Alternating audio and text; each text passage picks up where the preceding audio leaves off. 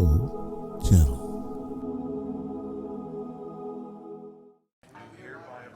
That I will tell the truth and nothing but the truth to this committee today. Thank you. Amen. .com.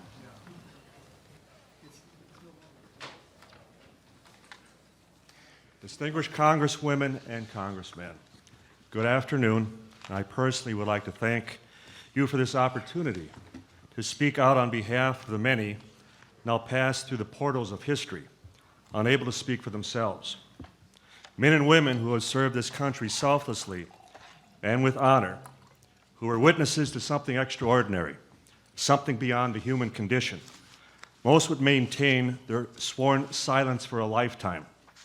Others would eventually confide to their immediate loved ones or to us the truth of the matter.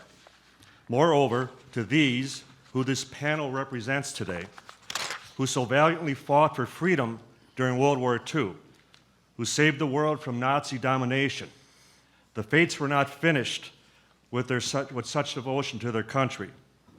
Within 2 years of the surrender of Germany and Japan, they would be called on again to lead us into an unprecedented awareness that we may be under another threat, another invader. However, this time, not from any distant nation, but conceivably from across the vast distance of space. Prior to the summer of 1947, visitors from other planets were strictly the fancy of science fiction writers. For lack of outside influence, spaceships were rockets, and spacemen looked like our neighbors down the street, all of which were portrayed in popular TV series such as Flash Gordon and Buck Rogers during that time period. Nevertheless, the summer of 1947 would forever change that perception.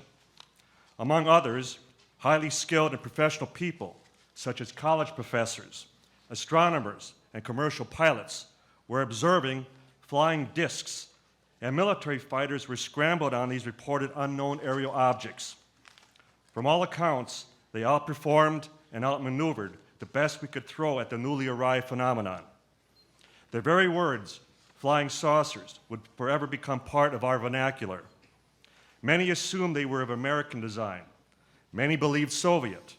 But then something happened in the high desert of New Mexico, which would alter the course of history. Ironically, the first atomic bomb wing, the 509th Bomb Group, was stationed at Roswell in 1947. This was a composite group assigned in the final months of the war, comprised of the best officers, pilots and their crews, doctors, nurses, all in one unit, all with top security clearances, the elite within the United States military. Their mission, to drop one, and if necessary, additional atomic bombs on Japan. 2 years later, they would have another mission, unlike the first. This was an assignment to retrieve something which had dropped out of the sky. In addition, for those involved who knew the truth, the stars would beckon with even greater brightness. On July 8th of 1947, the Roswell Army Airfield announced to the world they had captured a flying saucer on a ranch north of town. This is a matter of historic fact. Detractors would suggest that other UFO accounts are based on a faulty premise, that the phenomenon exists. The Roswell incident of 1947 does not suffer any preconceived misinterpretation of the event. It entirely rests on the premise that the United States Army Air Corps recovered a crashed flying saucer. Historically, the first explanation lasted for all of 5 hours as it slowly evolved from something otherworldly into a very common off-the-shelf weather balloon device. Please allow me to propound a consideration for everyone here present. Would any of us have any difficulty identifying materials such as rubber, wooden sticks, reflective foil, masking tape, and string? No need to raise your hands. As a continuing insult to the integrity and intelligence of the very personnel who were in charge of the atomic bomb at Roswell, officialdom, after 65 years of ridicule and defamation of eyewitnesses insists that this elite military squadron would all raise their hands. The balloon that was assembled and launched daily by these same personnel somehow morphed into wreckage that even by today's standards defied conventional explanation. Dozens of witnesses have described to us paper-thin, metal-like material that could not be damaged by any standard means. Yet you could crumble it up, crush it into a ball, release your grip, and it would open up and flow like water over your hands. Weather balloon? Not a single witness to that alternative explanation. Since that time, due to eyewitness pressure, along with the assistance of one of your esteemed colleagues, the late Congressman Stephen Schiff of New Mexico, it caused the Pentagon to issue 2 additional solutions to what was recovered back in 1947. The third being Project Mogul, which was the exact same balloon contraption with the inclusion of an acoustic device. The fourth and most baseless of all, time-traveling wooden crash dummies, parachuted 5 years later in 1952. Even Jay Leno made jest about such fodder after the Pentagon disclosed its fourth version. Editorial writers and newspaper cartoonists lampooned the very suggestion and indicted indicted proponents as the real dummies. To think we now have 4 official versions of one historic event. Even politicians can't get away with that. However, which is the consensus of the eyewitnesses? Which of the 4 would provide sufficient evidence, albeit circumstantial, in any court of law? Former U.S. Attorney General Joseph DeGenova has stated, quote, "Circumstantial evidence is often stronger than eyewitness testimony because it's based on the facts.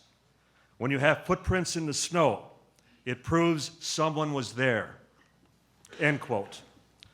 The Roswell incident has produced hundreds of footprints, not in the snow, but rather in the desert soil of New Mexico. Sworn affidavits and a growing list of deathbed testimonies, confessions, all stating that the first press release about the recovery of the flying saucer was the correct one. As attorneys, you all know that deathbeds are admissible. If we were to dismiss the Roswell witnesses, then we would have to deny all such end-of-life declarations. There should be no discrimination just because we do not like their testimony. The proponents of a new theory and ideas are rightfully pressed for answers. Yet whether one is able to offer evidence, either pro or con, should not be the issue. Rather, the situation where after years of inquiry and investigation, there still remains questions. The mystery continues. That alone should generate further doubt and speculation. To do otherwise and persist in ignoring one of the most significant discoveries of all time may be one of the greatest mistakes in the history of humanity. To paraphrase Shakespeare's Hamlet, there are more things in heaven and earth, Horatio, than are in your dreams. Thank you. Thank you. Just for the record, would you give a little bit of your background, just briefly? My background, I worked for the U.S. Postal Service for about 25 years, and I graduated cum laude from Concordia University in Wisconsin. I was a special investigator for the late Dr. J. Allen Hynek of the Center for UFO Studies in Chicago. I would become the center's director of special investigations for 10 years. I sat on their board of directors for 10 years. And to date, we have interviewed over 600 witnesses, either directly or indirectly involved, which have provided us with an opportunity to write 4 best-selling books on the Roswell incident. The Roswell movie, which starred Kyle MacLachlan, Martin Sheen, Dwight Yoakam, was based on our first book, UFO Crash at Roswell. So it's been quite an adventure. But I need emphasize to the panel that I was a complete skeptic.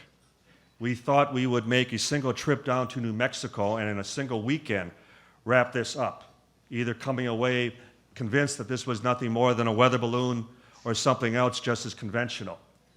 And upon speaking with firsthand witnesses, describing those very characteristics I mentioned of the material, of the wreckage, we realized that we needed to get back and continue tracking down as many witnesses as quickly as we could. We realized that we were potentially on one of the biggest stories of all time. Thank you for your passion and your commitment to what you've been doing. Well, thank you. Mr. Friedman, you're an old witness here, so you know the rules. I am the oldest witness here. You're not even close to us. Go ahead. You're right. I'd like to show the opticals, the visuals that I supplied, just to go through them quickly, very quickly. Biggest study ever done for the United States Air Force, Project Blue Book Special Report 14, 3,200 sightings, never referred to by the debunkers. The next one, please.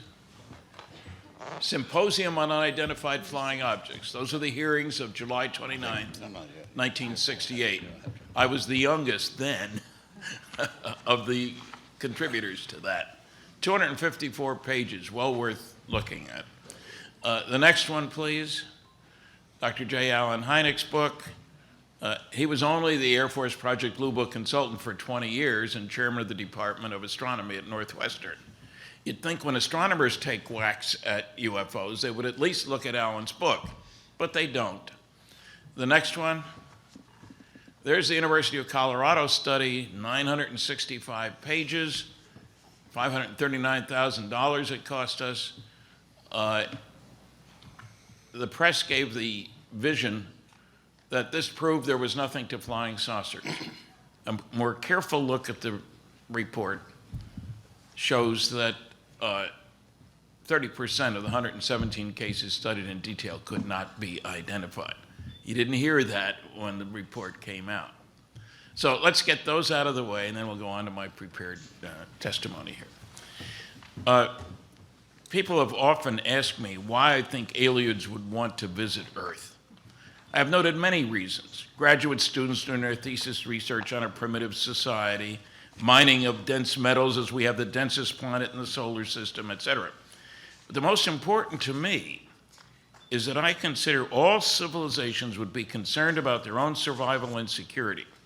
That means keeping tabs on those primitive societies in the neighborhood that show signs of being able to bother them.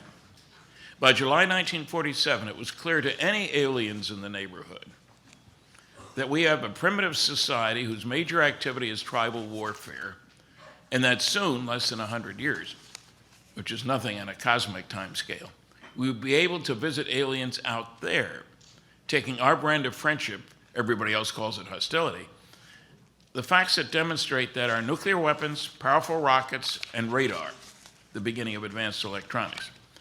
Isn't it amazing that the only place in the world at that time where you could study all three of these was southeastern New Mexico? Our first nuclear weapon was detonated at Trinity Site, White Sands Missile Range, July 16th, 1945. White Sands is where we were testing captured German V-2 rockets, and some of our own. And that's where we had our best radar to track the rockets. Sometimes they went south instead of north. And of course, as it turns out, there were at least 3 flying saucer crashes in New Mexico.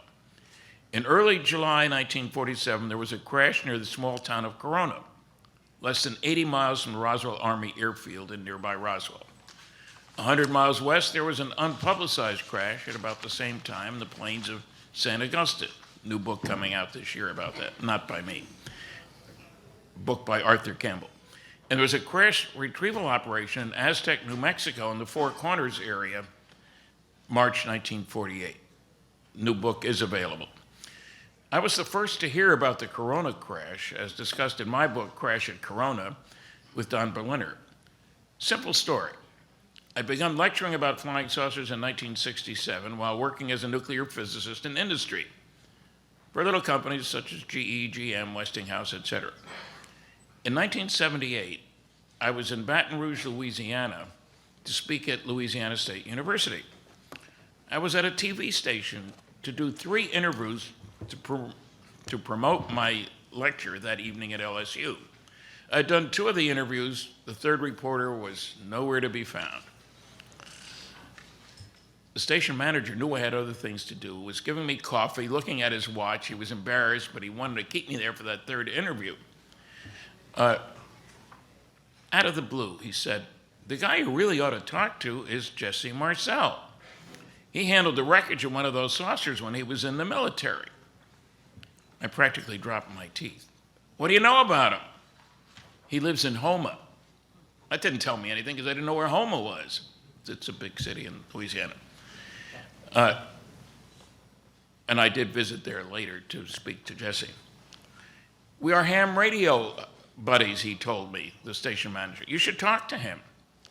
Okay, the 3rd reporter, I've heard lots of stories, and you sort of put it in your gray basket. We'll see what we can do. There was a great crowd that night, and the next day I was at the airport early, called information, got a number for Jesse Marcel, and called him. He told me his story. As I found out later, he couldn't deny his involvement, as his name was in papers across the country. I didn't know it when I called him. People say, "Why did he talk to you?" Well, he didn't have a choice. He had to talk to somebody because he couldn't lie about it when there was public record. Soon thereafter, I heard about the planes of St. Augustine crash after a lecture in Bemidji, Minnesota. I shared both stories with an old colleague from Pittsburgh, Bill Moore, who lived in Minnesota. He had a 3rd story from the Flying Saucer Review in the UK, which is still being published, which is rather amazing that it's gone on this long. An English actor named Huey Green had noted that he heard about a crashed saucer in New Mexico when driving from Los Angeles to Philadelphia. The date was recalled as early July 1947. That was not a trip you made very often back then. You can imagine what the roads were like at that time. Bill went to the University of Minnesota Library, looked at the newspaper department, found the story, verifying what I'd been told, giving us new names. The next year and a half, we found 62 people in conjunction with that case. That went up to 92 a few years later. And these guys have added, I don't know how many hundred since then. Remember, we're talking about the most elite military group in the world. I got lucky. I called the Roswell Daily Record, which I hadn't known existed before that, looked in editor and publisher. I mentioned that I had some articles noting a crash of a saucer as reported by a Walter Hout, it's spelled 4 different ways. And I was shocked to be told before I could finish the sentence, "Oh, his wife works here." Boy, talk about serendipity. How lucky can you get?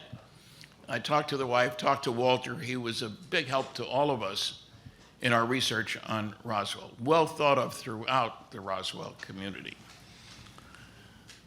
I found the son of the rancher. Telephone operators were nice then. I said, "I'd like to find anybody named Brazel." "What city?" "I don't know."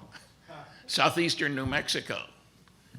She said, "Oh, I've got a William Brazel in Carrizozo. Is that in southeastern New Mexico?" "Yes." "Okay, let's take it." He had just gotten his phone 2 weeks before. So how lucky can you get, I guess?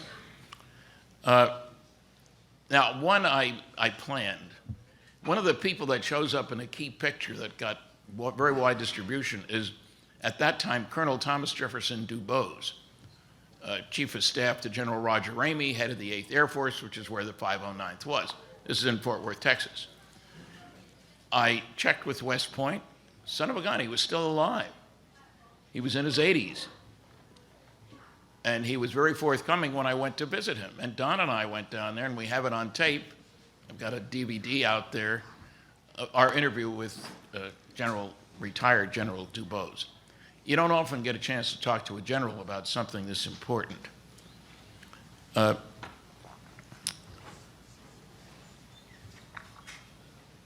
Several of us here will be speaking at the Roswell Festival, which is early July. Much of the early Roswell research, I better stress, was done before the internet. It was hard work finding people. You called information, hoped they knew something, and so forth.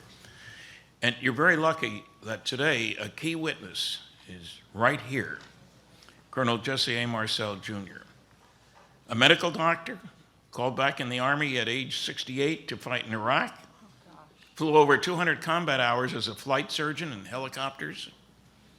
His father was Major Jesse Marcel, and he also handled wreckage in 1947. There are many Roswell debunkers who do their research by proclamation, not investigation.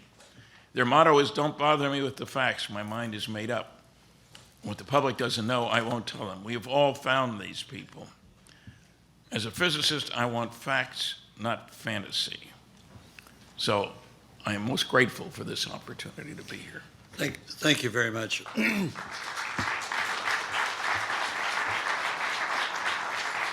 Our next witness is also a military officer. I'd like to just point out one thing that came up several days in the earlier hearings, and that was the fact that non-disclosure agreements were proffered and many people were forced into signing these non-disclosure agreements. You take an oath when you go into the military to the Constitution, not to the president, not to a general, not to an admiral. You take it to the Constitution to defend the country. And many times you have better judgment on what is defending the country than many of our leaders. So, Colonel, with that caveat, I want you to come forward. First of all, let me point out that I prepared a document last night for you all that deals with Project Blue Book and how it was orchestrated to be closed by the military. It was a planned operation to end Project Blue Book completely. And that was circulated, I think, this morning. My name is Kevin Randall, and I'm a retired lieutenant colonel with more than 20 years of service with the Army, the Air Force, and the National Guard. I served on active duty as a helicopter pilot in Vietnam and as an intelligence officer in Iraq. I served on both active duty and in the active reserve with the Air Force and ended my military career as the Provost Marshal in the Iowa National Guard. I have published more than 20 books about UFOs, starting with the UFO Casebook in 1989, and currently ending with alien mysteries, conspiracies, and cover-ups just this last month.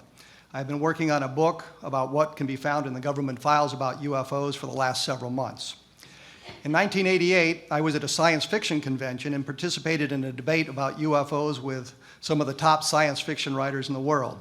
These included Frederick Pohl and I believe George R.R. Martin, who I mention here today just because of his success in recent months. When it was over, Don Schmidt talked to me about the Roswell UFO crash and said that the Center for UFO Studies was beginning some research into it. He thought my military background might be a benefit because many of the witnesses were retired military, and of course many of the witnesses had been members of the military at the time of the events. One of the first things I noticed was that Colonel Thomas DuBose had been identified as General Roger Ramey's aide, but brigadier generals don't have a full colonel as an aide. DuBose was the chief of staff, a much more important position. DuBose would later provide some very interesting testimony about what had been seen and done, include transferring the Roswell debris to SAC headquarters in Washington, D.C. at the time, all documented on videotape. We made our first trip to Roswell in February 1989. We started in Albuquerque and had a meeting with Frank Joyce, but when we arrived, Joyce begged off, saying that he was ill. We met with a group of UFO researchers in Albuquerque, but they turned out to be a group of people more interested in the New Age phenomenon and not exactly UFO researchers. At any rate, they had nothing of interest for us, and they had no insights into the Roswell case. We headed to Roswell and met with Cliff Stone. He knew a great deal about UFOs, but was unable to shed any insights into the Roswell case, other than the crash site was beyond twin windmills. We thought this might be a really good clue until we saw how many windmills there were in New Mexico. Our last interview was with Bill Brazel, son of Mac, who had found the debris. I didn't hold out much hope for this, but when we met with him in Carrizosa, New Mexico, he was able to provide us with some very interesting information. We chatted for a few minutes, and then Brazel said to us, "My dad found this thing," and we were off. Bill told us what had happened to his father, Mac, how he had been held at the base in Roswell for a number of days, how he'd been asked not to talk about it. I suppose you could say he was sworn to secrecy, though there didn't seem to be any threats made to him and no documents signed. Mac didn't even tell his son Bill much about what he had seen. Bill told us that he was out on the ranch in the next couple of years where the object had crashed, or at least touched down briefly, where his dad had found this debris. He would look for some of it. He described for us on audio tape 3 items that he found over the years. A piece of wood-like material that was so tough he couldn't get a sliver on it when he tried to carving on it with his pocket knife, which he said he used to cut barbed wire. He said it was also that it was very lightweight, it was brown, it seemed to be like balsa wood. He found a bit of wire that he said you could shine a light into one end and it would come out the other, which of course is fiber optics. And he had a piece of foil, the famous foil, that could be crushed into a ball and then unfold itself without a sign of a wrinkle or a crease. Bill showed it to his father, who said, "That looks like some of the contraption I found." At this point, we realized that there was more than a misidentified weather balloon, as the Air Force had suggested in 1947. It was clear from the descriptions of the material that Brazel himself had held, which he described for us, was not something that had been manufactured on Earth. We knew that there was a lot more work to be done. I located former Major, later retired Colonel Edwin Easley, who was a Provost Marshal in the base in 1947. The Provost Marshal is similar to the Chief of Police in a city, but a Provost Marshal also has a number of other duties revolving around security. Easley, because this was an atomic strike force, had a greater responsibility of officers of a similar grade at other military installations. He told me on audio tape several times that he'd been sworn to secrecy. Finally, somewhat exasperated with my questions, he said, "I can't talk about it. I promised the president that I wouldn't." Now, I don't know if he talked to President Truman personally or a representative of the president, which is about the same thing, but whatever the circumstance, he believed he had promised the president he wouldn't talk about it. Skeptics ask, would the president talk to a major? And I say, an obscure lieutenant colonel talked to the president and the Doolittle raid was born. Easley confirmed that Brazel had been held on the base for several days. He said that Brazel was held in the guest house, which is not exactly jail, but if you have a guard on the door and you're not allowed to leave, it really doesn't matter how comfortable the quarters are, it still qualifies as a jail. I will note that we can prove Brazel was in Roswell after he first reported the find based on the documentation we have. Neighbors tell us he complained to them about being held there. Marion Strickland, one of the neighbors, said on videotape that Brazel had been gone for several days and he was mad about it. So Easley confirmed part of the story for us. Easley was also asked by me if the craft was extraterrestrial. What happened precisely is that I asked him if we were following the right path. He said, "What do you mean?" I said, "We think it was extraterrestrial." And he said, "Well, that's not the wrong path." Every member of Colonel Blanchard's staff, Blanchard being the commanding officer at Roswell at the time, and who later was in line to be Chief of Staff of the Air Force, gave us a variation of that. Major Jesse Marcel Sr., the Air Force intelligence officer at the time, said on videotape, "It seems that it was something that came to Earth, but it was not something made on Earth." Let me say here that the skeptics have attempted to slander the memory of Blanchard by suggesting he was a loose cannon, which explains his handling of the discovery in the press release that he ordered issued. But his ratings, not long after the Roswell crash, by his superior officers, he was rated quite high, and there was nothing mentioned about the Roswell case. A loose cannon is not promoted to general and is not destined to be the chief of staff. Major Patrick Saunders, the base adjutant, who wouldn't talk much about it, the Roswell case when I interviewed him, did leave some documentation for us. He wrote on the flyleaf to the book, UFO Crash at Roswell, "Here's the truth, and I still haven't told anybody anything." And he signed it Pat. This page is called Damage Control, and it tells that files were altered, that they changed personnel records and the code words, and that the bodies and the craft were removed from Roswell. In a letter to his daughter, which he kindly sent to me, Saunders talked about how they had successfully hid the paper trail. Walter Hott, the man who wrote the press release announcing that they had captured a flying saucer, signed an affidavit about what he had seen, which included craft and bodies. Hott said that in his position as PIO, that he often operated as Colonel Blanchard's aide de camp, a colonel not being authorized an aide. There's been some controversy about Hott's statement because for 20 years that I knew him, he had always said that he just wrote the press release. He didn't know anything beyond that. He didn't see anything beyond that. Then in the affidavit signed and released after his death, he said that he had seen the bodies. It was a direct contradiction of what he had claimed. 10 years before that, I interviewed a fellow named Richard Harris. He was a finance officer at the Roswell Army Airfield, and he helped Patrick Saunders bury the expenditure of money. Let me digress here for just a moment.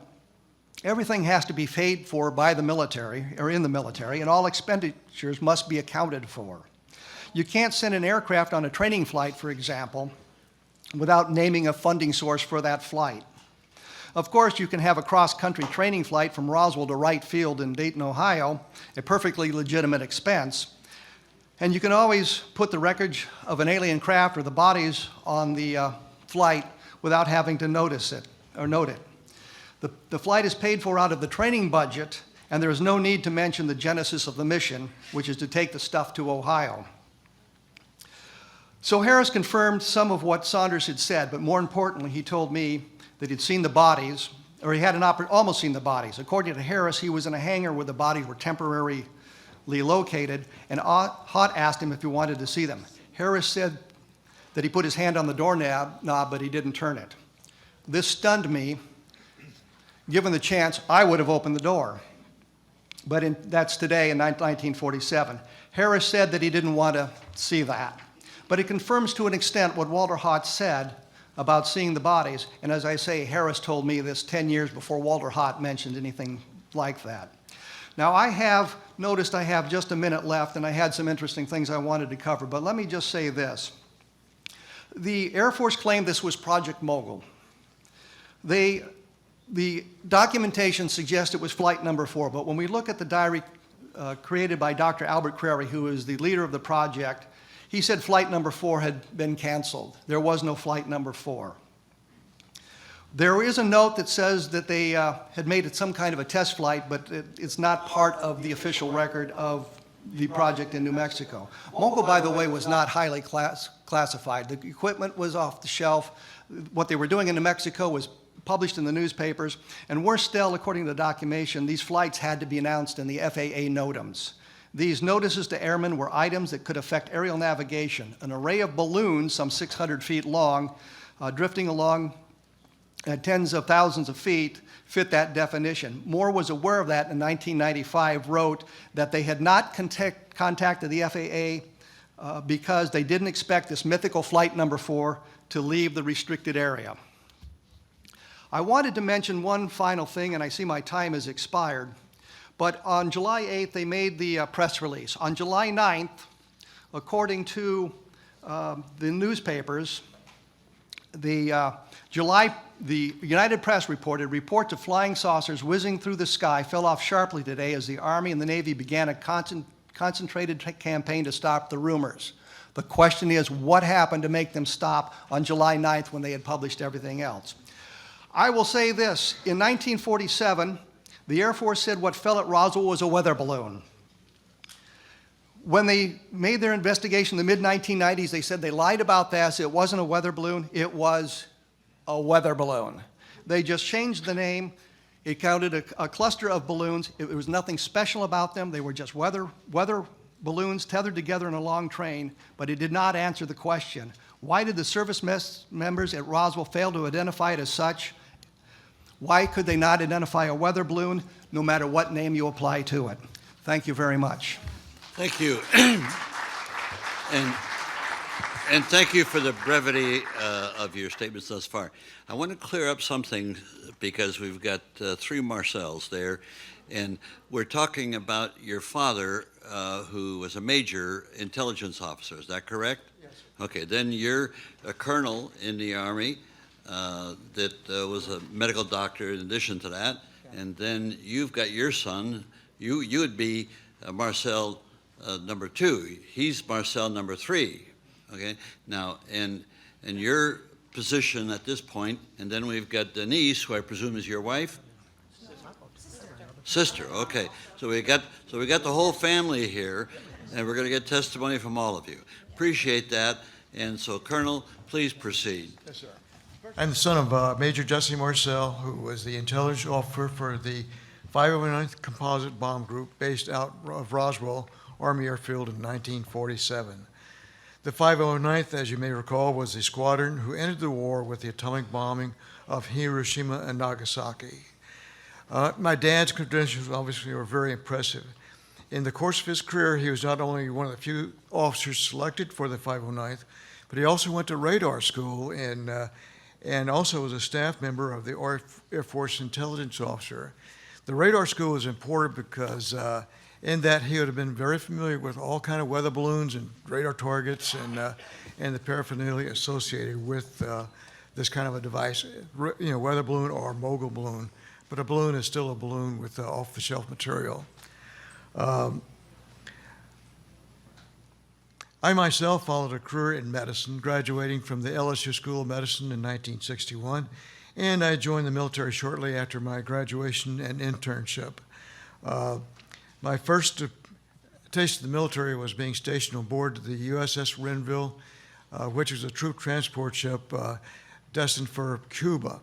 We spent several weeks sailing around in circles south of Cuba in preparation for the invasion, which fortunately never happened, or else I wouldn't be here. Yeah, really. And I ended my career as an Army colonel in December of 2005 after a 13-month tour in Iraq, where I gained 200 hours of combat flying and things like that, just having fun out there, really. And I did not come home entirely unscathed. However, I got severe PTSD from all the rigmarole, and also I developed a weakness in my legs that they think is related to some sort of toxic contamination that I became exposed to in Iraq. But that's neither here nor there. Actually, my story for the Roswell part began in the wee hours in the morning of July 1947, when I was awakened by my dad, who was returning from an assignment to collect debris of unknown origin from a ranch out of Roswell. This is the Foster Ranch, and this is the debris that Mac Brazel had run across. Apparently, the rancher by the name of Mac Brazel notified the local sheriff of Chavez County of the downing of some sort of aircraft on his land. He was not quite sure what the nature of this was. He'd seen weather balloons, go down there before, so he was not sure it was that either, but it was something very different. The sheriff in Chavez County contacted Colonel Blanchard, who was the commander of the Air Force Base in Roswell. Now, Colonel Blanchard knew my dad was the intelligence officer, so he dispatched my dad and a CIC agent, Sheridan Cavett, to investigate what this was, whether it was one of our planes or just whatever, just an unknown crash site. So it was their job to go ahead and ascertain what was out there and bring representative portions of this back to the base so they could study it to make a final determination of this. As it turns out, our house happened to be on the way to the base, and this is in the wee hours of the morning. So my dad, knowing that he had seen something very special, wanted my mother and myself to look at this also, because as he said, you'll never see this again. So what he did, he stopped off at the house, awakened my mother and myself, and again, the wee hours of the morning. It was summertime. I've been playing all day with my bicycles and things like that. I was 11 years old at the time, however. And he brought us into the kitchen, and I saw a smattering of this strange debris on the kitchen floor that he had pre-positioned. He said, "Look at this. I think this is what you call a flying saucer or remains thereof." I was not quite sure what a flying saucer was at that time, because I was more interested in bicycling and using my .22 rifle for practice. But at any rate, the first thing he wanted us to do, or me particularly, was to check the debris out, make sure there was no electronic components there, looking for vacuum tubes, resistors, condensers, and things like that. But there wasn't any. And he already knew that, but he wanted me to satisfy my own curiosity as this. The debris itself consisted of three components, three types. There was a foil, a very tough metallic foil of some nature that I can't really describe. I have to add that I did not see the bending and unbending of it, but my dad witnessed it. He said it would, if you fold it over, it would unfold and assume its original form.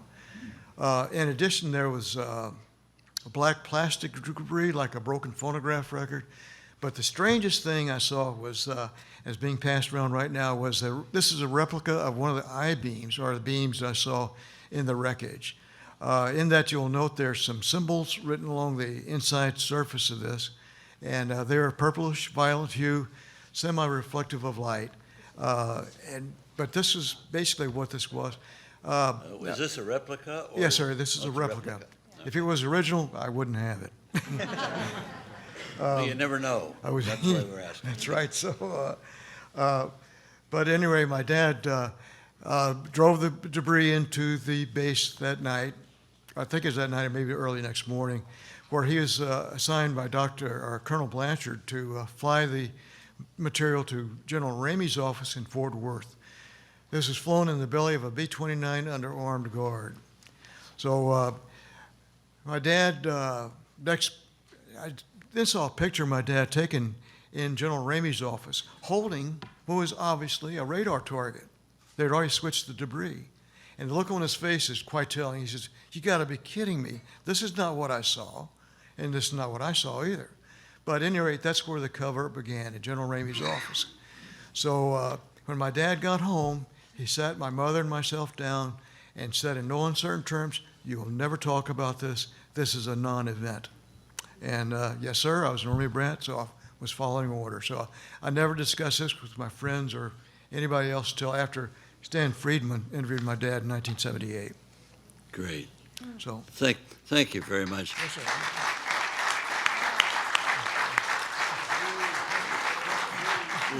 Let me reemphasize. As a military officer, you took an oath to the Constitution, not to General Ramey or to anybody else. It's the Constitution. Yes. Okay? Yes, sir. We move now to your son, Jesse, the third. Third, yep. Marcel. Marcel's a French name? Marcel? Thank you to distinguished members of the committee. I am here today not to speak as an expert witness to what I have heard and researched about Roswell, but simply to help you to get to know two great men, my grandfather, Major Jesse Marcel Sr., and my father, Dr. Jesse Marcel.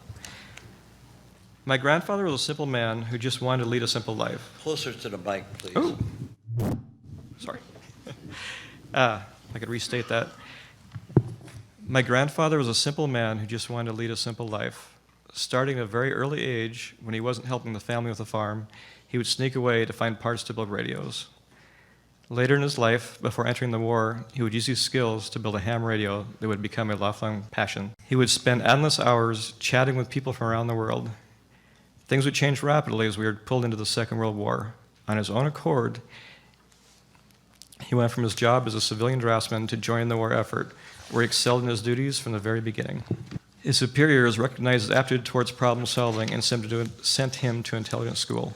Again, he excelled in his courses and was asked to teach the next incoming class. He would eventually end up in the Roswell Air Force Base working in our nuclear bombing program with the 519th Composite. With the war over and a life returning to a sense of normalcy, Grandpa would receive a simple order, an order that would change his and most of our lives forever. The heavens would open up and send us a visitor that would establish the words alien and flying saucer in the English vernacular, and it was him they sent to investigate. Decades later, my father followed in Grandpa's footsteps as a military man serving the Navy to train to be a medical doctor. Soon after, he would settle down in Clancy, Montana to raise a family and continue in the reserves to become a helicopter pilot. As the only EMT, I remember as a child going with my father on his rounds, not the ones to the hospital, but the ones where he would visit his parents in their homes. He would carry in his little black bag and take care of his patients in the same caring way that he would take care of the rest of us. Back in the office, if a child showed up in ratty shoes to his appointment, a new pair would be waiting for him on the next visit.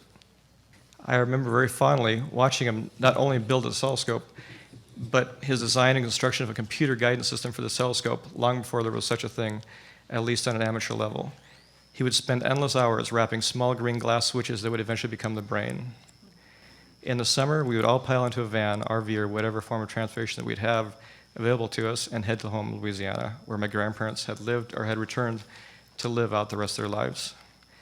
I remember so clearly driving down the shell-covered road leading up to their house, with the most notable feature being a huge greenhouse that easily equaled the size of their residence that my grandfather lovingly built for his wife, Vio.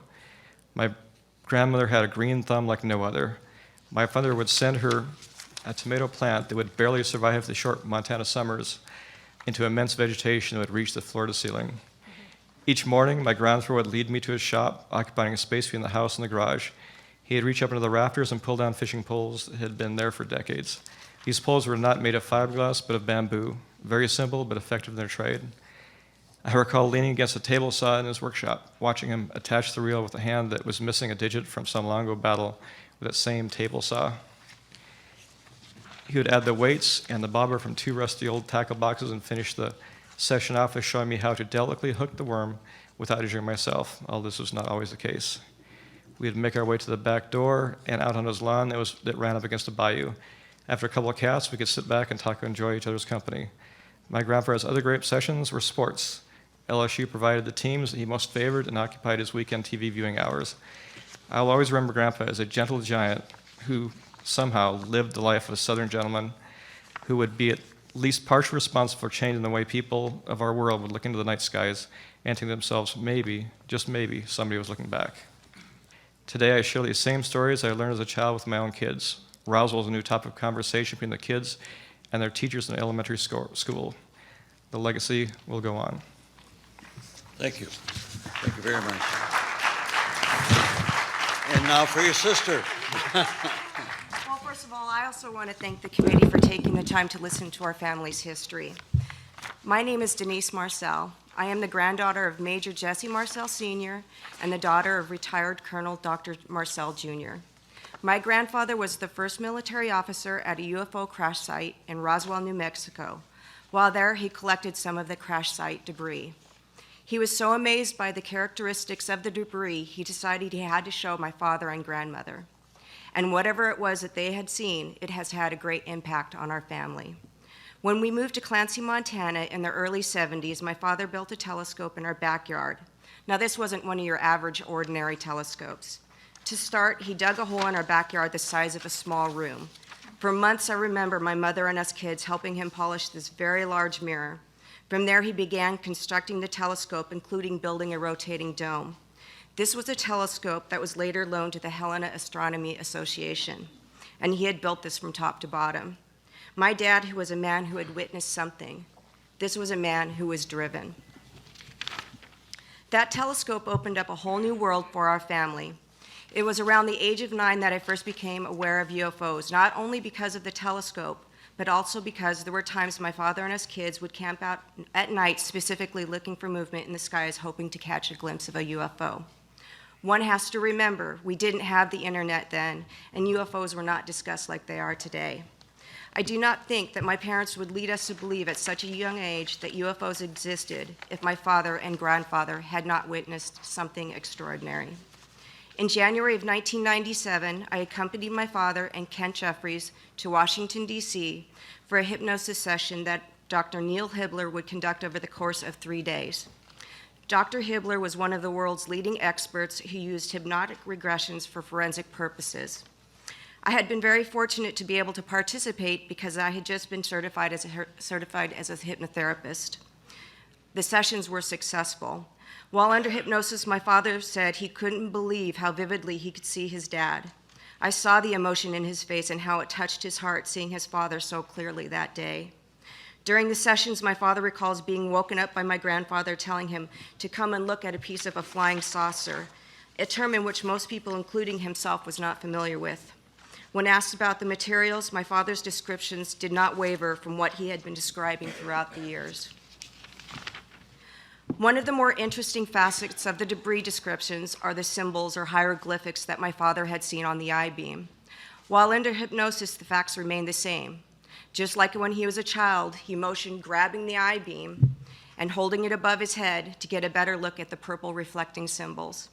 The military claimed that these symbols were merely Christmas wrap tape, but it is very unlikely and does not seem possible that 3 people did not recognize simple holiday decorations on some Scotch tape.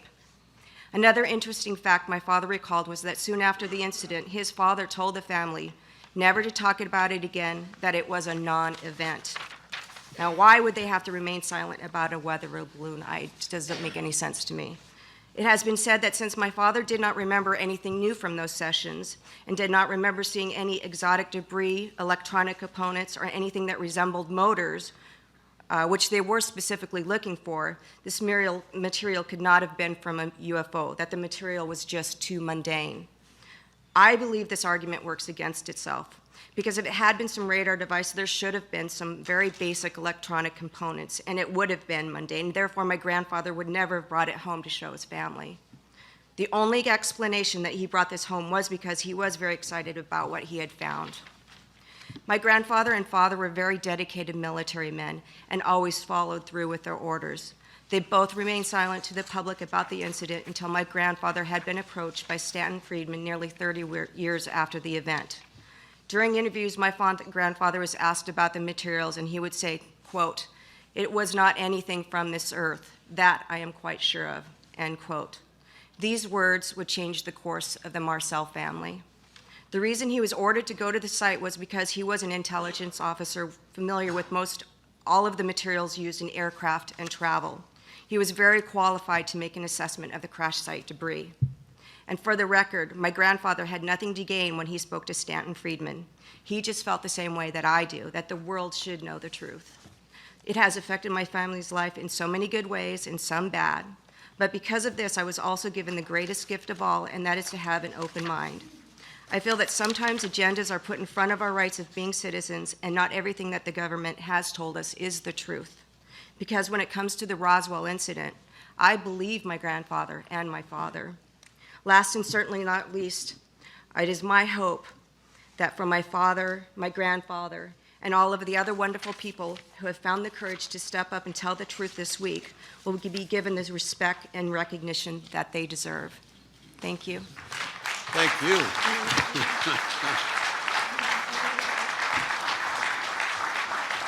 I just want to say that the Marcel family has a very close friend. His name is Richard O'Connor. I don't know if you've seen what he's put forward to support you.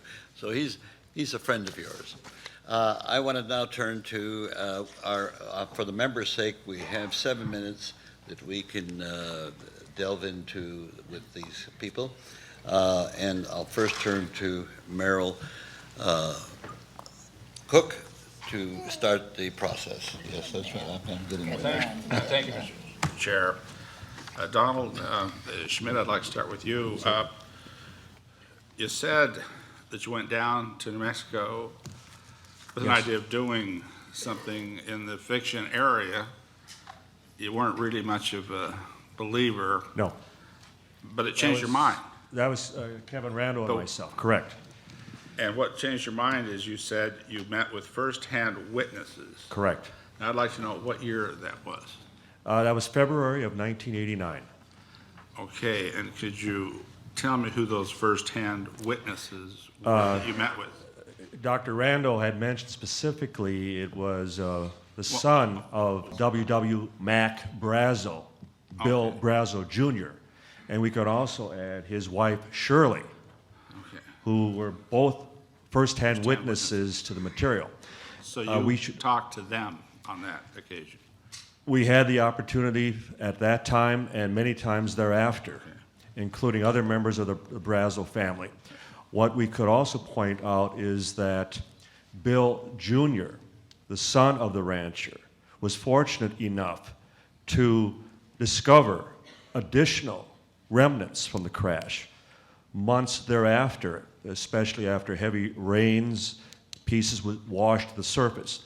Now bear in mind, we already had firsthand accounts that there were 50 to 60 troops at the debris field site for the course of 2.5 to 3 days, walking shoulder to shoulder with wheelbarrows going to check sites it required that much time to clear this site in contrast to a weather balloon, which would have taken all of a few minutes for someone to toss over their shoulder, toss into the back of a pickup truck. I have almost no doubt that something crashed there, that there was a lot of pickup, and I just want to know exactly who it was you talked to. And you've answered that very well. I'd like to, we got a lot of witnesses here that Please, I yes. really want an opportunity to talk to. Lieutenant Colonel Randall, you had talked about work you've done to show why Air Force Project Blue Book was, you used some rather negative language about it. And why it was just, what, a cover-up is what you said? What happened in all during the 1960s, there is a series of letters you see in the Project Blue Book files where they're requesting to get Project Blue Book out of ATEC into the Secretary of the Air Force's Office of Information to de-emphasize the importance of Project Blue Book. Okay, okay, now, de-emphasizing the importance of Project Blue Book, that's not exactly the same thing. And that's, you know, when I look at that, I'm not trying to put any words in your mouth, but I got to focus in on a question here, and that's when the University of Colorado was asked to help them make a decision about Project Blue Book, let's put it that way. And when the University of Colorado wrote a report, I think you're all correct in saying that what the report said wasn't exactly the way it was characterized, even by certainly by the government, and even by the media as well. But isn't it true that it didn't say anything about it all being nonsense? It just said, we don't want to fund additional work on collecting this data that we are publishing to the world. I mean, there are 101 incidents published that we can read about from Project Blue Book. Am I correct? Well, what I'm asking you have absolutely no faith, and that's fine, in the National Science Foundation. Is that what you're telling us? What I'm saying, I just want to make sure I got it. No, what I'm saying is that the outcome of the scientific investigation was preordained.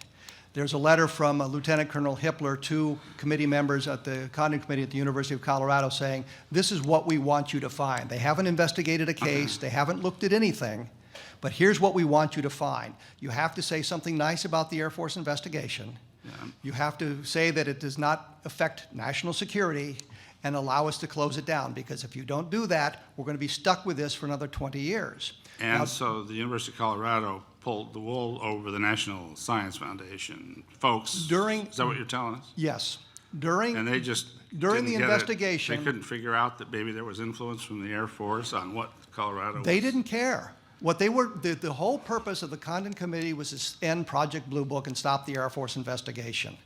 During the Condon Committee's time in session, they were supposed to investigate cases that came up. There was a marvelous case from Shag Harbor, Canada, where something was photographed in the air, it was seen to hit the ground.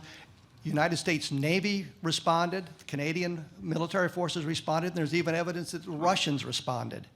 The Condon Committee's investigation was to make a phone call to Canada and say, oh, it's just a couple of teenagers who saw something strange, we're not going to bother with it. No, Now, okay. Don, And you've, I mean, I appreciate your answer. I'm going to move on, not All right. because I don't want you to have more opportunity, but I'm so particularly interested in what Colonel Marcel, Dr. Colonel, and boy, you should be proud of these children and grandchildren of Jesse Sr.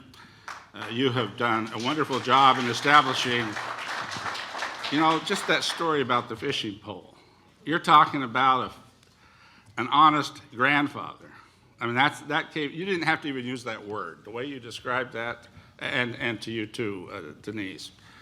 And I'm very impressed with you, Jesse Marcel Jr. I mean, you're one of the very few witnesses that have actually held or seen or accompanied your father with something in your hand that came from this incident, or an incident that, let me put it this way, somebody that's a friend of mine, somebody that I've listened to, somebody I already said I had respect for, a different party, but former Governor Bill Richardson has said to me, and others with us in a discussion we had with him, that everything you have said is honest. There's no question in his mind that that debris is there, it happened, and what you've said about your father and doing all that is absolutely true. What you've said to me here directly simply reinforces something I believe, because I have a lot of faith in the integrity of the man I just mentioned, Bill Richardson. But I have to say this. I'm looking at you straight in the eyes here. I know that you believe that's from an extraterrestrial source. But can you say honestly to this committee that you know that for some reason, or that there's something that you absolutely know that the government is hiding? Because Bill Richardson agrees with you that they should open the files. I agree with you, they should open those Roswell files. We should see exactly what might remain from whatever you and your father took over. So yeah, you give this committee a lot of reasons for us to say, open those files. But I just want to hear an answer to the question I gave you. Years ago, I was called to Washington. I was going to a meeting, and there was a gentleman by the name of Dick D'Amato who wanted to interview me when I got to Washington. And he was in the Capitol building, Senate Room 228, I believe, if I remember right. But he said he wanted to talk to me about what I saw in Roswell. So I went up to the Capitol building, and very friendly, very nice gentleman. He says, we want to talk about what you saw in Roswell. And he asked me, did I want to talk in a secure room? And I said, well, sir, I'm not going to say anything I haven't said publicly already. He says, but I might tell you something. And so we'll talk in a secure room. So we went down into the basements, several floors down below in the Capitol building. And there was this beautiful meeting room there with a big table there with the pictures of our founding fathers across the overhead there. And when we sat down, he sat at the head of the table. I sat to his right. He had a legal pad to take notes on.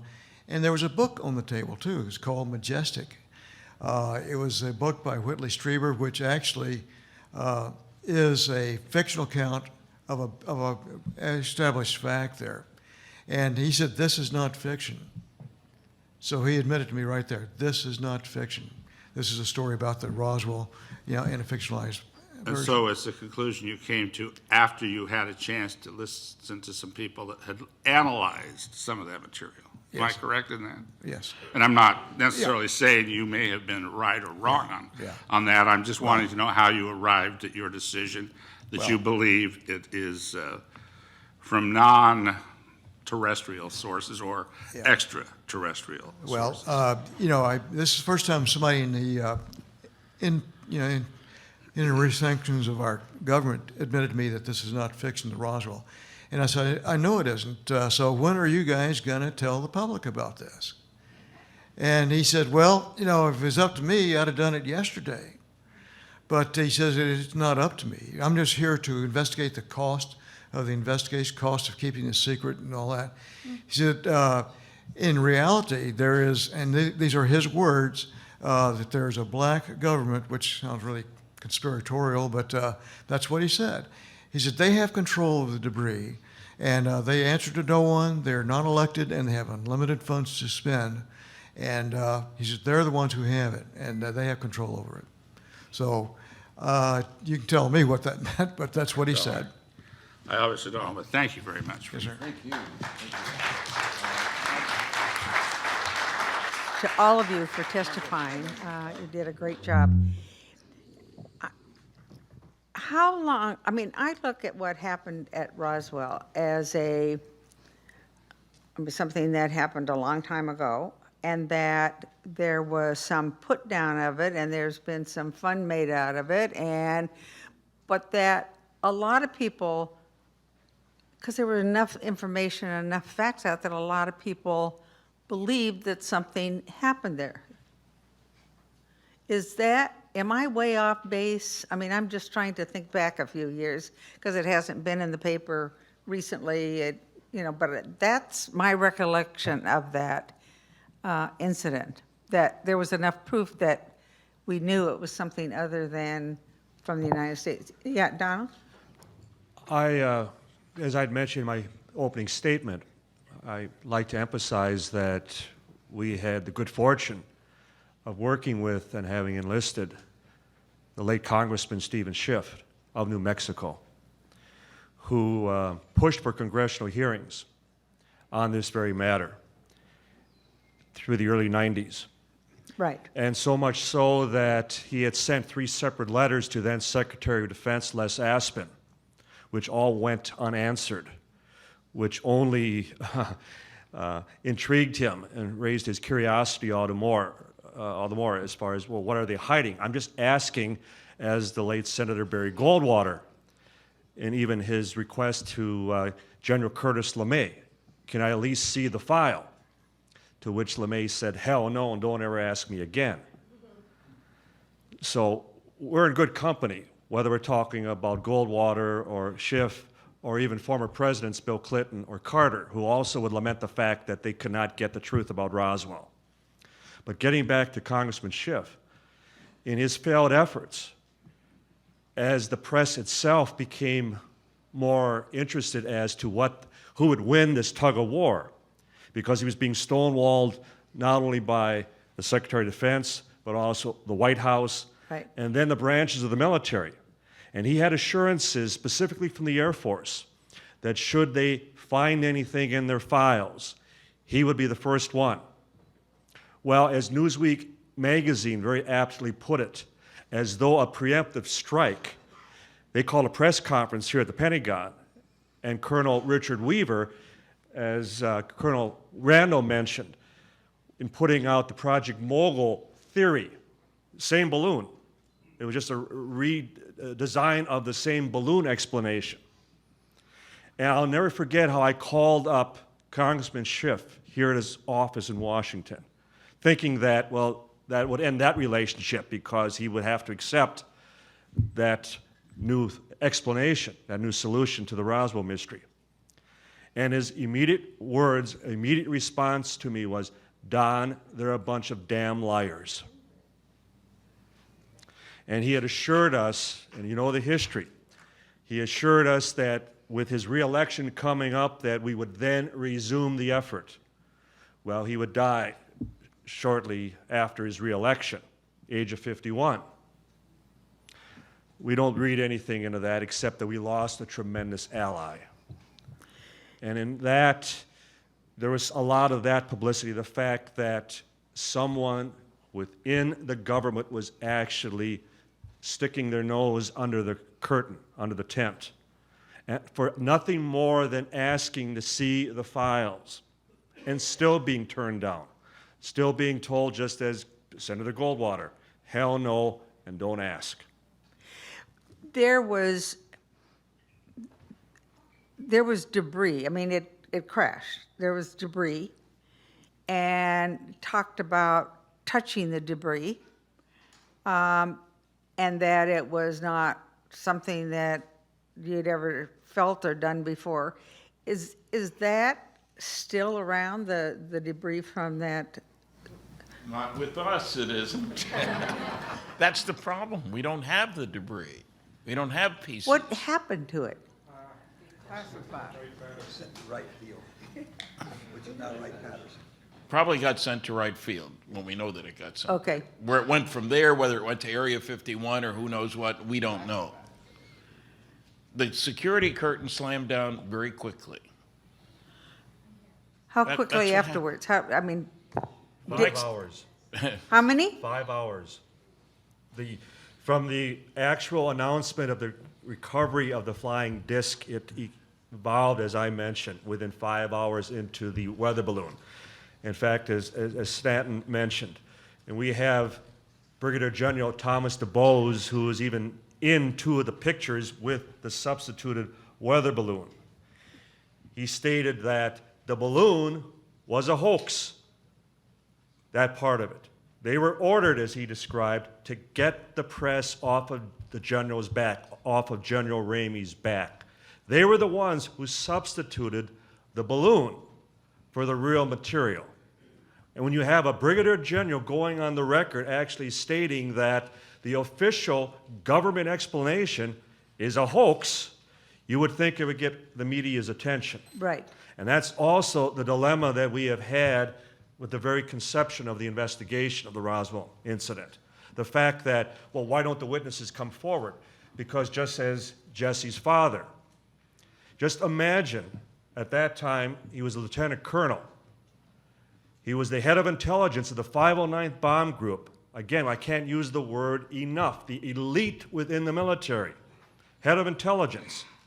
We might even ask, why would the base commander, Colonel Blanchard, instead of just sending out a couple of grunts, a couple of enlisted men to go check out this funny material, he sends out his 2 head of intelligence. 2 officers. Follow the rancher back and investigate this firsthand on a 4th of July weekend, no less. See, these are all the questions that the press refuses to look into, but we haven't. And that dilemma that, as Major Marcel, when he finally stepped forward and said, being familiar with all materials, both familiar and domestic, this was something not made on this earth. We didn't read about this in the papers, did we? It wasn't on the CBS Evening News. The only publication to touch that was the National Enquirer. So we wonder why there's this constant taboo, this ridicule factor, and it's the very reason that witnesses have refused to come forward after all these years, because they know how it's going to be treated. Thank you.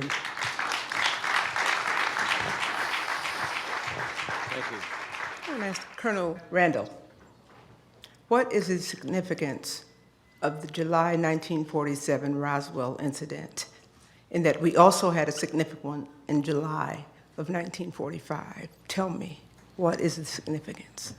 Well, the events in Roswell in 1947 set up the entire cover-up. At that point, we Cover-up of what? Cover-up of the alien visitation. Okay, say What we look at is, after the Kenneth Arnold sighting on June 24th, 1947, there was an awful lot of stories in the newspapers about flying saucers. There was all kinds of discussion about what they were. One scientist postulated that if you left a dark movie theater and you walked out into the bright sunlight, you'd see spots in front of your eyes. This is what people were seeing. Didn't explain why the spots were black instead of silver. There were military officers making comments. At one point, one officer said, well, we're not interested in the flying saucers anymore. I don't want to know the editorial.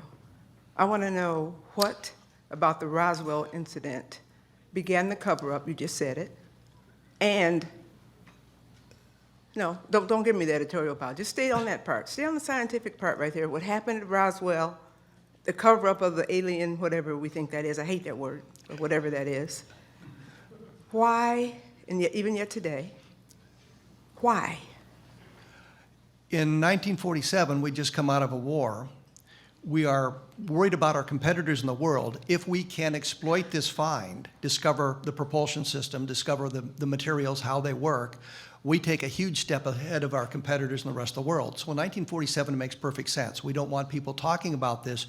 The Russians aren't going to spy on us if they don't think there's anything there to spy on. So they've eliminated our competitors. Why it persists today, I am somewhat puzzled about, because it would seem that we've become much more sophisticated and we would understand what's going on in the world around us and space around us, and we wouldn't be frightened. Unless we still don't understand. And I think the problem is we haven't decoded the materials. Okay, thank you, sir. That was good. And now you guys who know these people, you don't get to be a major in any of our militaries unless you're a well-respected, highly decorated individual about our nation, our family, and who we are. And that was your father, sir. Congratulations on that. As 11 years old, as you testified today, you witnessed the Roswell incident's crash. I'm saying crash. You might have called it something else. I don't know. Crash is good? Okay. You witnessed particles from the crash, balloon notwithstanding, whatever else they said notwithstanding, actually saw particles of what the craft may or may not have been. Did you not? Yes, ma'am. Decorated father, you're now a colonel, a medical doctor, and the Roswell incident continues to be mysterious to some, factual to many. You had firsthand information, and now your children who have lived with a grandfather and a father they've respected of high decorated ability and consequence and served in our military. Military has a special emphasis in most countries, and certainly in ours. That's why everybody who testified in these 3 days to me, who's ever military, I have the highest respect for their service and dedication. What would you offer to this committee at this time on this issue, Roswell, that would help me to understand, and the rest of us as well, where we go from here? What you've seen, you've already kind of gave us a sample of it and all of that. What else should we know before we get up from here today? Well, I think what it does, it tells us that we're not alone in the universe. As a matter of fact, there's other civilizations out there, and they're finding Earth-like planets around other star systems every day. And that means that we're probably just beginners on the new kids on the block, so to speak, that they are obviously more advanced than we are in their science and hopefully their cultural abilities too, that they can get here from wherever they come from. So, and it also means that that they survive their nuclear destructive abilities too. I think any civilization that develops into the space travel has gone through a nuclear age, and we're still on the precipice of either surviving or not surviving ours. But it means that they did, and if they can do it, we can also survive our nuclear warlike tendencies. My last final point for me, are you aware through your father, your own experiences, that we chase their aircraft, or we have on occasion, and obviously they have traced ours, and does that exist, and if so, why, and did we find anything, did they catch us, or are we gone, or what? So. Well, you know, I just, I'm like, I just know what I read in the papers. Okay, then that's okay, don't speculate. I'm just an observer of one event there, and I have a lot of theories, but... I bet. I'll talk to you offline on those. Okay. Okay. Thank you very much. I yield Yes, ma'am. back. Thank you. Thank you. Our next is Congresswoman Lynn Woolsey. Thank you. There's just so much, and it's, you Marcells, I mean, don't you all worry that this isn't going to be resolved in your lifetime? I mean, good grief, tick, tick, tick, here we are. I mean, what, you know, gray hair and I'm 76. some pretty old people, the three of us. But, I mean, then your story, then what happens to your story? I mean, and your story, the truth, but it's so much more meaningful when it comes from you. Well, as a 76-year-old, you know, I'm no spring chicken. But you know, I like to tell my story. I don't embellish it. I tell exactly what I knew about this. And if people want to believe this, that's okay. If they don't want to believe it, that's also okay. That's their opinion. I would certainly like to have the government spill the beans about this while I'm still alive to say, I told you so. But I may not be, but it doesn't matter. Yeah. I've been there and done that, so Yeah. I know what it was. Okay.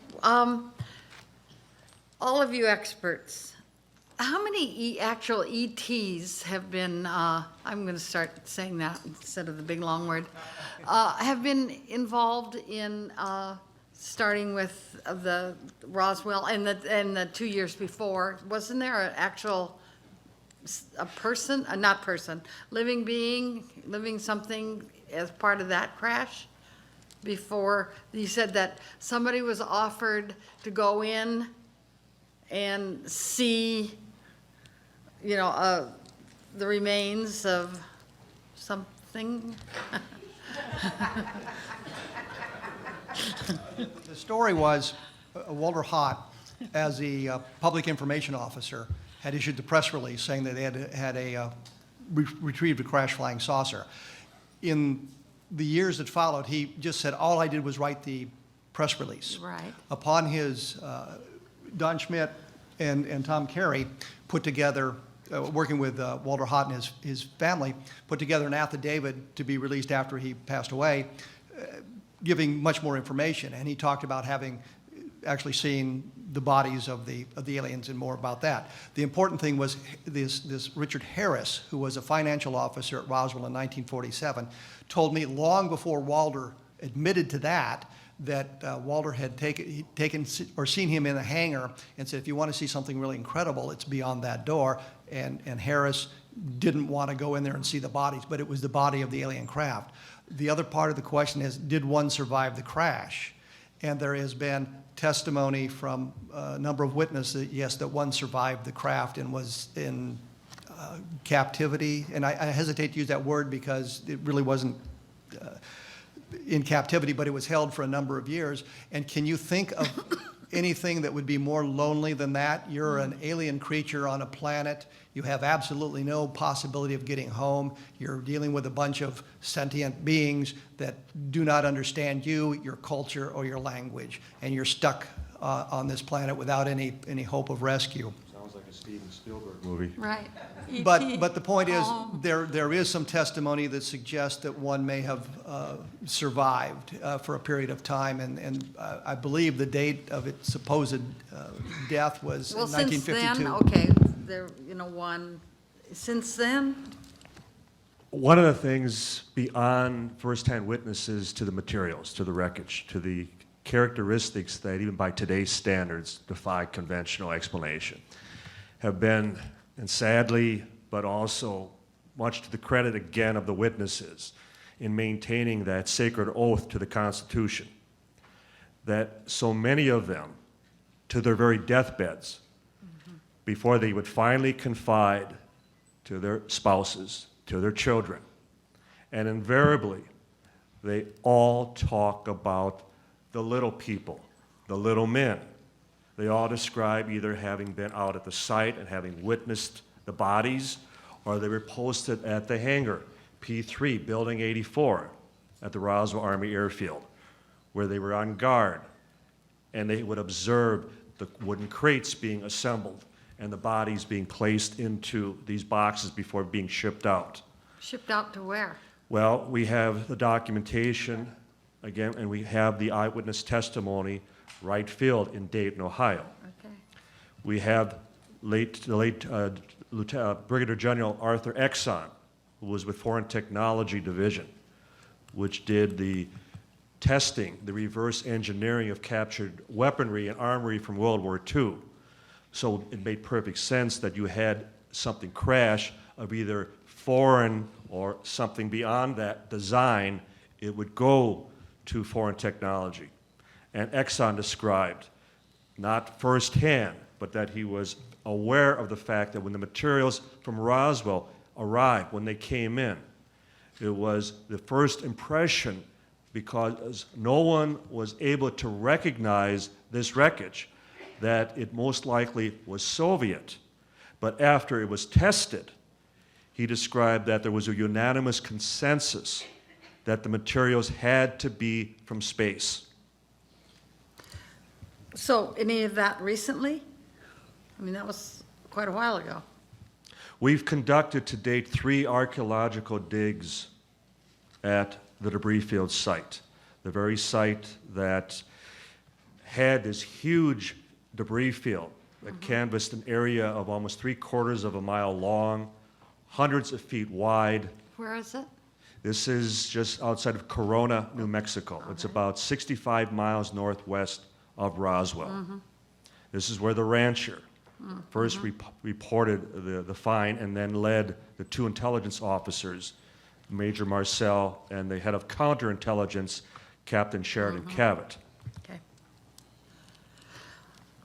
Okay, thank you. Thank you very much. Thank you, Congressman. Congresswoman. Did your father, Colonel, mention seeing bodies? Actually, the closest that came to him, my wife asked him one day, "Did you see the bodies?" And he said, "No, I did not see them myself, but I knew people who did." But what? He knew people who did see the bodies, but he did not see them himself. Okay. I mean, it is blanket statement right there. My wife is the one who asked him. Finally came out and asked him. Who were the people that saw the bodies? He did not elaborate, so I'm not sure who he was. But to answer the question, no, he did not see the bodies. Okay. I'm trying to understand the sequence of events, what happened here. You mentioned, Mr. Schmidt, that they sent 2 officers there when ordinarily they would have sent some lower level people to investigate. What was unusual when they simply got the word from the rancher that something had crashed? Why would they think that was unusual enough to send officers? That is the question. Yeah, what is it? And again, especially on a 4th of July weekend, Yeah. that it would have been brought to the attention. Now, keep in mind, the rancher did not go to the military. He reported this to the sheriff, Sheriff George Wilcox of Chavez County, headquartered in Roswell. And it was only due to the fact that there was a reporter by the name of Frank Joyce from radio station KGFL who suggested this sounds like a military matter. You should report this to the 509th. And they, in turn, the sheriff contacts the base. He personally speaks to Major Marcel, who's at the PX having a sandwich. And it's important enough, again, 4th of July weekend, that he alerts the very base commander, Colonel William Blanchard. And after examining the material, if it was nothing more mundane than a weather balloon or even an aircraft, a rocket, an errant rocket. We were testing German V-2 rockets over at White Sands at that time. It was still unusual enough that he would dispatch the 2 head of intelligence.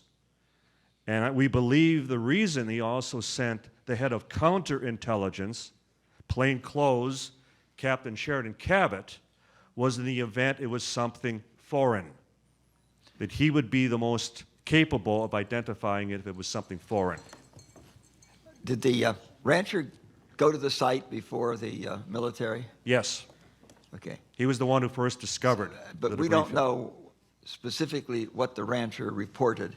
He must have reported something somewhat unusual for them to send 2 officers rather than 2 enlisted men on a... He brought some of the wreckage with him. Yes. Okay, okay. He drove into the sheriff's office. Okay. The sheriff calls the base. Major Marcel goes and checks it out, and as he told me, there wasn't anything conventional there. But the rancher also stressed that there's a huge amount of this stuff out at the ranch. Yeah. 3/4 of a mile, a few hundred yards wide, that's a lot of stuff. And what he was worried about was that his sheep wouldn't cross the debris field. This is desert country out there. They need to go where the water is. They also don't want sheep eating anything like pieces of foil. It is a concern. So that was his concern. Also, and we haven't mentioned it, there was an article in the local paper that rewards were being offered for pieces of one of these saucers people were seeing all over the place.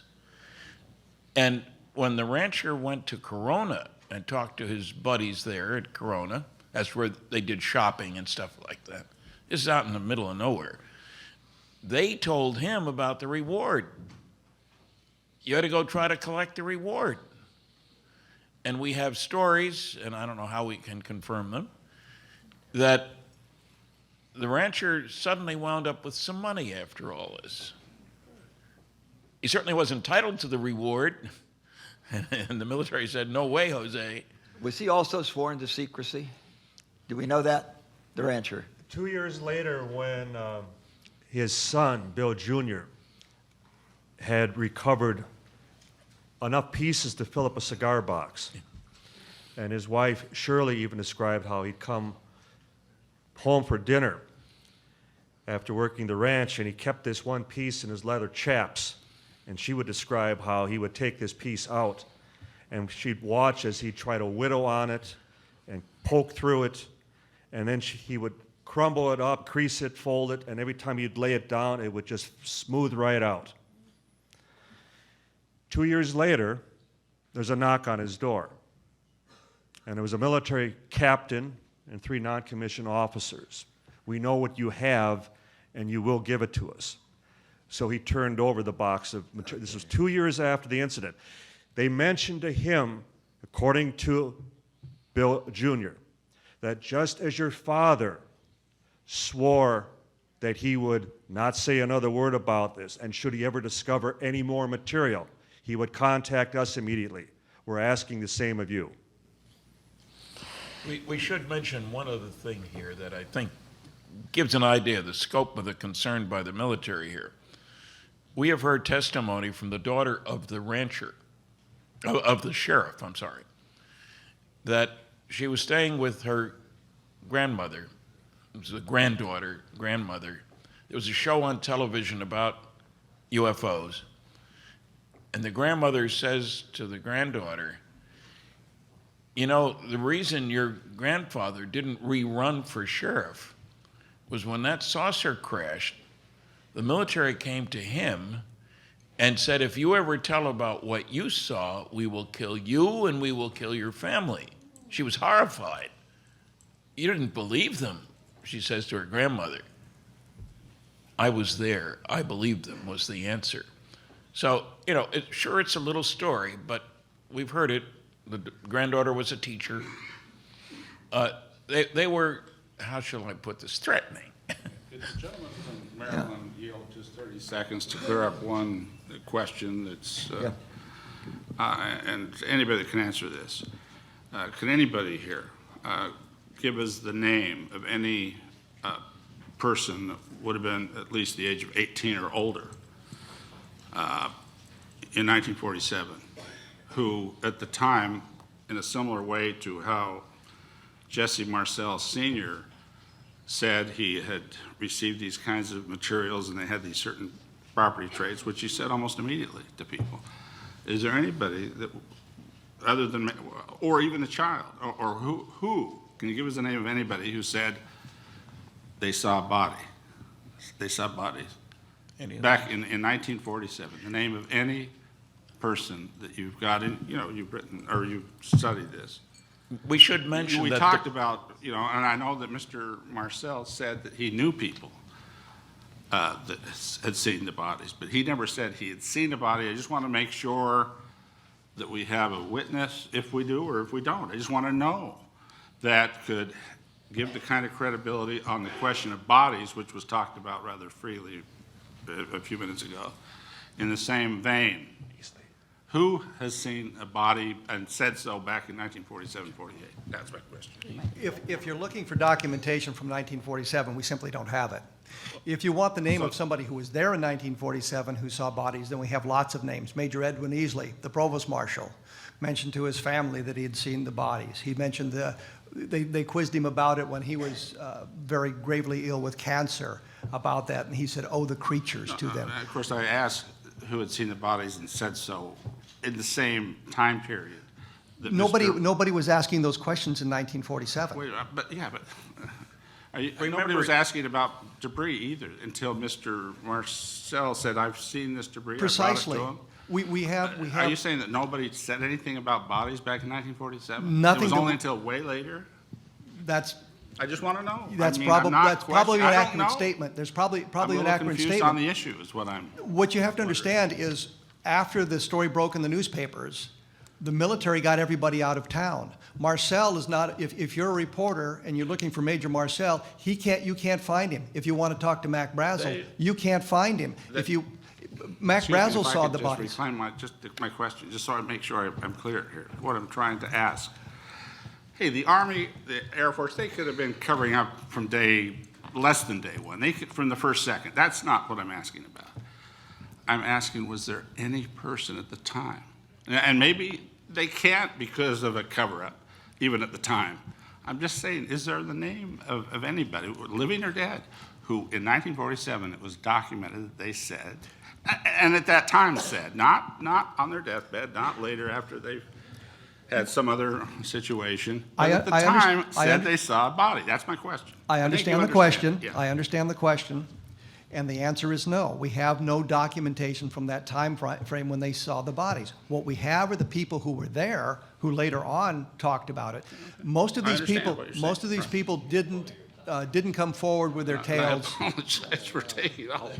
That was the. But I wasn't trying to. Yeah, that's last time he'll yield to the gentleman from Utah. Let me make just one closing observation. Oh, one quick question. Were there any radar tracks from FAA over this? No? No radar tracks that you know of? Okay, none. Okay, curious about that. You know, there are two things about this that tell me, if I didn't know anything else and never met any of you, that the Air Force is not being honest. One is, if this was indeed a balloon, there was no darned reason to send it to Wright Field. Everybody would have recognized the balloon. So the very fact that they sent the material there tells me that they're not telling the truth. And the second thing that tells me they're not telling the truth is that if in fact it was a balloon, why in the heck would they issue a press release saying that a flying saucer had crashed there? Yeah, and I don't know how you can argue away those two things. The debunker would say that's because Colonel Blanchard was a loose cannon, and he probably got banned to Siberia for putting out that stupid story. I've had somebody tell me that. They don't mention he got 4 more promotions. He was a 4-star general when he died of a heart attack and was vice chief of staff of the Air Force. That's not what you do when you have a loose cannon tell But those stupid two stories. things alone tell the honest observer that they are not now telling us the truth. Yes. A balloon is not going to be sent to Wright-Patterson, and a balloon is not going to result in a press release that says that a flying saucer has crashed. That was the press release. That's what they did with what they found there. And what they found there, as far as we know, is either still in Wright-Patterson or has been destroyed. Right? Or it's been moved to another location. which- But it's still in their possession. It can be tracked to Wright-Patterson Air Force Base with documentation. And Wright Field then, I think, Wright wasn't Field it? at the Yeah, time, yes. right. And from that point on, we don't know where it went. It could have gone to Area 51. We've been told that one of the bodies went to MacDill, which was a aerospace medical facility. Okay. Thank you for being generous with time, sir. Well, that's okay. I was pushing in to keep that sign up. I get 3 minutes. First off, having been a CIC officer, we had a set format report system. Was there any documentation within the CIC about the report of going to the crash site? Briefly. Well, what was especially interesting to us was after Major Marcel was sent directly, and as Kevin had mentioned, how they took all the key players immediately out of the picture, that anybody who had information on this was immediately either sent away or went on leave, or in the case of Colonel Blanchard, he set up an operation at the crash site. They were unavailable to the press, and yet there was still a lot of rumor throughout the area. In fact, in talking to surviving people throughout the Roswell area, there was a lot of talk about the bodies, a lot of rumor about bodies recovered, a lot of talk about the little men recovered north of town. As far as the counterintelligence officer, when Major Marcel was sent for the balloon press conference in Fort Worth with General Ramey, he was kept overnight. And then when he returned late afternoon the next day, July 9th, on the very flight that we're convinced transported a crate of material which was hidden in bomb pit number 1. And it wasn't an atomic bomb. We have firsthand testimony to that. In fact, we even have a copy of the manifest. It was an unscheduled flight that went out at 4 p.m. on Wednesday, July 9th. Well, Marcel, the next morning of July 10th, he immediately confronted Cavett. He wanted to see the report. He wanted to know what had transpired in his absence while he had been kept over at Fort Worth. What did Cavett say? And Cavett kept responding. And this was also in the presence of counterintelligence non-commissioned officer Louis Rickett, who we also interviewed quite extensively. That Cavett kept telling him, kept responding, "What are you talking about? What are you talking about? Nothing happened." And Marcel finally reminded him, "I outrank you," to which Cavett responded, "It's out of my hands. Take it up with Washington. They're now calling the shots." Thank you very much. I want to ask questions of an 11-year-old boy. Yes, sir. This is not a hypnotic situation. Put your mind back as an 11-year-old. You're in the living room. Did your dad come back from the site in a pickup truck, in a sedan, do you recall? We had a 1942 Buick convertible. Special. Okay, so he didn't have a military vehicle. He took his own vehicle to go to the site. That's correct. Okay. When he came back in his vehicle, was Captain Kravitz with him, or was your dad alone? He was alone. He was alone. He took some, you weren't there at the vehicle, or you were in the living room. He took some material out of the vehicle and brought it into the living room, correct? Actually, the kitchen. In the kitchen, okay? Now, how big was it? A little bit? Big? You got a kitchen table now. What did you see on the kitchen table? 11-year-old boy. This was distributed on the floor of the kitchen, which was about 7 by 5 or 8 by 10 area. And he had pre-positioned the material on the kitchen floor before he got us up. So when we got up and walked into the kitchen, the debris was already pre-positioned on the floor of the kitchen, which was about maybe 30 square feet worth, just a couple of large. So you weren't there when he brought it in. He set it all up and then called you and your mother to come in. Let's take a look at this. Exactly. He pre-positioned it. Okay. Pre-positioning, he was trying to form somewhat of a design if you're Well, pre-positioning. I think he was trying to put it together, but there's so much of it, he couldn't do that. There wasn't enough. Yes. And was a beam like this, which you're circulating, is this one of the things you saw there on the floor? Yeah, there are several beams like that, and like I said, there was also some black plastic debris, like a broken phonograph record at that time, but it wasn't that. It wasn't vinyl. So, but the debris primarily was the beams, the foil, and the black plastic debris. I did not, again, see any electronics. As your father is talking to you and your mother, did he mention any fact that, boy, we saw this debris and look at it, but we also saw some bodies? Did he say anything like that? No, sir. So he did not want to horrify you as a child or your mother that he saw something worse than that. So do you have any conclusion from the conversation as an 11-year-old that maybe your dad was not telling you everything that he saw? Bodies were at another location. It wasn't all in one place. The So they debris was spread out. over here.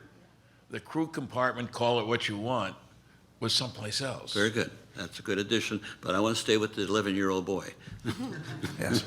Well, the question was, I'm sorry. Well, just, Well, did you have any inkling as an 11-year-old that your father was withholding horrific information from you as he's displaying the physical findings?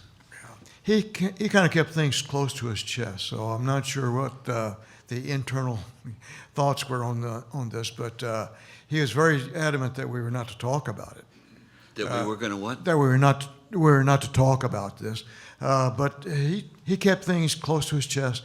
He had a job on the base, and I really never knew what he did because he was the intelligence. He didn't really confide with the family what his job was or what he did, things like that. Which would be the normal task of a father who's in intelligence. Yes. Is there anything else you can share with us of your impressions and knowledge of an 11-year-old boy? Well, yeah, it was a very earth awakening experience, or space awakening experience for me. It did make me very interested in astronomy and cosmology, because I realized that whatever was on the kitchen floor didn't come from here, but came from out there. Yeah, I got that impression from other comments that you've made, that you've intellectualized your experience quite extensively. Yes. Let me close this facet for another hearing. We're going to take a segment. Carolyn has a question. Carolyn, please. I heard you about to close it, and I just wanted Yes, to no, ask. ask your question. We Just got wanted to a ask few something moments. you just said. So the major was an intelligence, high-level man. Yes, ma'am. Kept things close to his chest. Yes, ma'am. Didn't share a lot with you that he felt was very high intellectually, has to do with his work. Yes.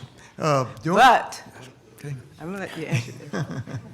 But he prearranged what he had gotten that night and put it away on the floor, woke you up and your mom to come take a look at it. Now that in and of itself, this goes my mystery side of me, dun, dun, dun, dun, dun. But then that was significant. He didn't want you to talk about it. He never talked to you about it, but he wanted you to see that and never to mention it again. What do you make of that? Well, That was later. Yeah. Sorry? There's a time period in between Between when he what? saw it on the floor Uh-huh. Yeah. and when he And- came back from Texas. Okay, I'm talking about just the floor and just waking you up, seeing you. He didn't have to show you anything. He could have just took it onto the base and did whatever he did. I swear I can bring that up, yeah. He thought it was significant material. Yeah. Right, and he wanted Yeah. his child to see it and Yeah. his wife, who he never even discussed things with. Yeah, at that time, the material was not classified, so he felt okay to do that. As a matter of fact, the only time I knew my dad to break security clearances is when he came back from overseas. I asked him, what did the atomic bomb look like? And what he did, he drew the outline of the Fat Man, the bomb that was used on Nagasaki. But then he tore it up and threw it away in the But trash I can. wasn't suggesting that he was breaking any kind of intelligence by showing you. He thought he's a major. He's a big time. He's up there with the generals and almost with the Joint Chiefs of Staff folk, you know? And he wanted to show you what he had found and what had obviously crashed near your home. But you couldn't say something about it. And then for whomever they are to take it and make light of it and it never happened and it's a balloon, that doesn't go together. No. You know, again, he was very excited about this. He knew this was a very special event there, and he wanted my mother and myself to be first-hand witnesses to this thing. But when he came back from Fort Worth after General Ramey, then he said, no more. It didn't happen, period. You got to stay with it. Thank you. Okay, thank you. We're going to take a 10-minute stretch recess, no more than that, 10 minutes, and we'll go into the next testimony.